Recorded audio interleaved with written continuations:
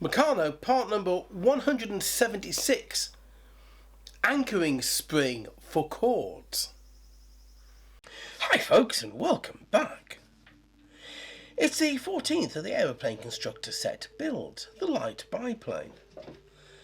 And as I'm sat here in May, writing this script, the sky is a purest blue, with light clouds sailing majestically slowly across it. Spring has finally arrived, and with it the winter jumper is off, the air smells sweet, and the birds are singing their song to the world, proclaiming that for another year winter has gone. It is the perfect time to walk down the garden to the hangar and open the doors, to be met with a smell of oil and dope, and see the covered shape sat there beneath the tarpaulin, sleeping, waiting to climb into the sky and reach for the blue clear space that vaults the ceiling of our planet. To pull the de-Haviland Moth out of its winter slumber, check the oil level and control surfaces, and start the engine for the first time this year, listening to its song as it chatters away, warming up. It's a short run off the lawn to reach into the sky and look at the earth slowly receding beneath me. The Derwent Valley, with its warm air current helping to lift us upwards. The North Sea glinting away to the east, and the high hills and mountains of the Cheviots to the north. And listening to the radio chatter as Newcastle Airport demands to know what the hell I think I'm doing, as there's no flight plan listed for me, let alone the minor fact that I don't have a pilot's licence or own an aircraft. The Moth belongs to another era, a time when you could just take off and fly. The idea of having a hangar at the bottom of the garden and operating your aircraft was, for a very select few, a reality. As the volume of aircraft increased, the days of unplanned joyrides came to an abrupt end. But the romance of flight was firmly rooted in our culture by then. And the de-Haviland series of biplanes is so iconic of that type of aircraft. Geoffrey de Havilland was one of Britain's foremost aircraft designers in the early part of the 20th century. Born in 1882, he attended the Crystal Palace School of Engineering from 1900 to 1903. It was here that he received his degree and went on to work in engineering. His first biplane, built with money he'd borrowed from his maternal grandfather, crashed on its maiden flight at Seven Barrows near Lichfield in December of 1909. It wasn't a long flight until gravity brought the aircraft to ground, rather firmly, maybe too firmly. From the wreckage, he built his second airframe, and making its first flight from a meadow near Newbury in September of 1910, he taught himself to fly.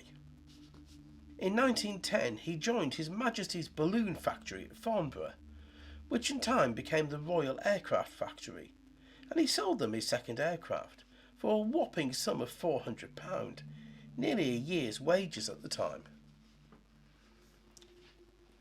In 1912, he joins the fledgling Royal Flying Corps, the forerunner to the RAF, and I'm not sure if he wanted to join the military or if it was a requirement of his job.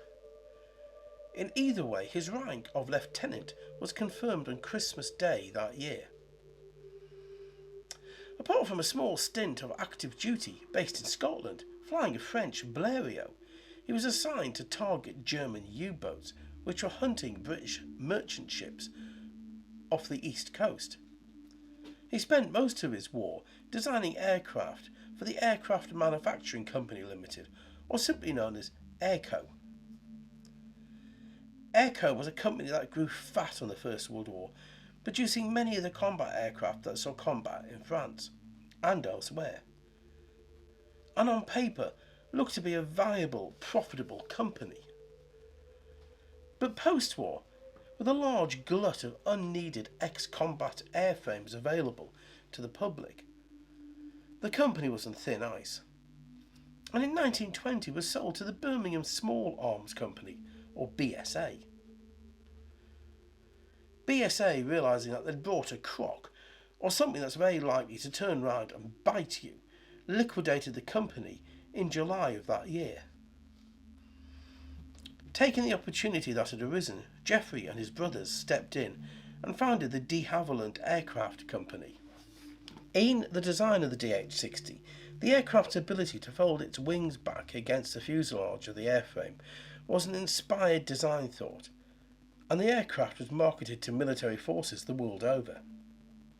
With very little take-up, 7 years on from the First World War, there was still a large number of airframes available as training aircraft to any air force, and the idea of purchasing a new aircraft, as budgets shrunk and military forces reduced in size, seemed to be ill-advised. But in Britain, with the birth of the first 5 Royal Aero Club flying schools, the Moth arrived at the perfect time. In fact, it's questionable which made which more famous. That the clubs proved the greatness of the Moth, or that the Moth proved how great the flying schools were. In either case, it was the perfect match. Of all the Moth aircraft, it is the DH-82 Tiger Moth that achieved fame, with nearly 9,000 aircraft being built. And in the 1920s and 30s, de Haviland Moths were the most numerous aircraft in the skies over Britain, with any light aircraft in the sky at the time being referred to as a de Haviland Moth, whether it was or was not. One pilot of a number of Moth aircraft was Amy Johnson.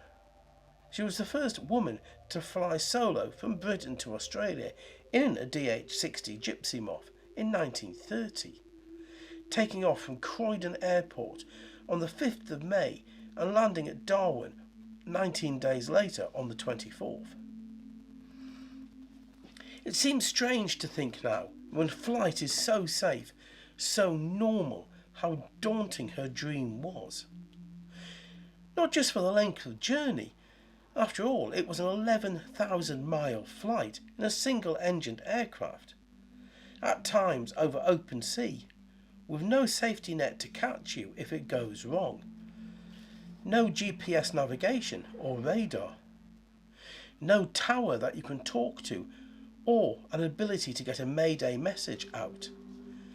Your map reading skills had better be perfect, along with the maths when it comes to calculating your course from your pocket watch, and don't forget to wind that up. A year later, she went on to fly from London to Moscow in a DH-80 Puss Moth with her co-pilot, Jack Humphreys, completing the flight in one day and being the first people to do so. I wonder what Soviet Russia made of that. The flight lasted 21 hours and covered 1,760 miles. From there, they flew across Siberia to Tokyo, setting a new time record from Britain to Japan. During World War II, she joined the Air Transport Auxiliary as a ferry pilot. On New Year's Day, 1941, while flying an airspeed Oxford from RAF Kidlington, she bailed out over the Thames estuary, reportedly out of fuel. The truth will never be known, but in 1999, it was reported that her death might well be that of friendly fire, after a statement from a wartime pilot flying a CAP mission or combat air patrol over southern England. On the day of her disappearance, an RAF officer reported spotting an aircraft in that area at that time. It was contacted by radio twice and asked to give the identification code. The incorrect code was given both times, and 16 rounds of 20mm cannon fire was fired at the aircraft, which was then seen to dive into the Thames. The water, fresh out of the North Sea, would have been bitterly cold. In fact, the balloon barge, HMS Haslemere, which had been on convoy duty, attempted a rescue. Her captain, Lieutenant Commander Walter Fletcher, diving into the frigid water, had to be rescued himself after he got into difficulty. He would die days later. Amy's body was never found, and the possibility of a friendly fire incident was hushed up as not being good for morale. So why were they called Moths? When the DH-60 was being developed, Jeffrey was discussing the folding wing design. Being a keen lepidosterist, he had noted the design of the wing was similar to how Moth's wings worked, and the name stuck. For those of you that don't know, a lepidosterist is a person who studies or collects butterflies and moths. He had 3 sons with his wife Louise: Jeffrey Jr., Peter and John. John, his youngest son, who had been born in October 1918, served with the RAF during World War II and was a test pilot for his father's firm. On the 23rd of August, during a test flight of a de-Haviland Mosquito Mark 6, he suffered a mid-air collision with another Mosquito.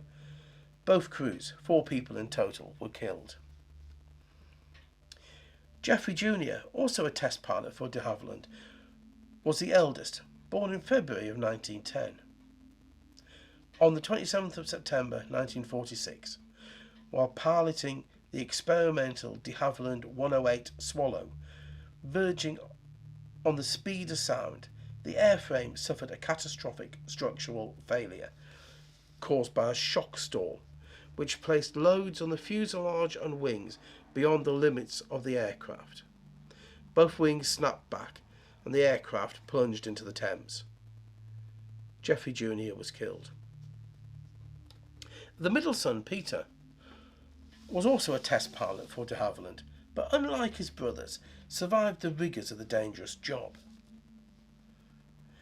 And as this script comes to a close, I can look back on it and be grateful for the fact I've completed it. It's taken 4 weeks to write, and as I proverbially walk along with my mother on these last few days of her time on this planet, my heart and mind have not been in it. It's not that I've not wanted to write the script or lost interest in YouTube and my channel. It is a simple task of running or even staggering to the end of the race. It's been a course that's been worth finishing, and I'm glad I've seen it to the end. But that doesn't make it any easier to do.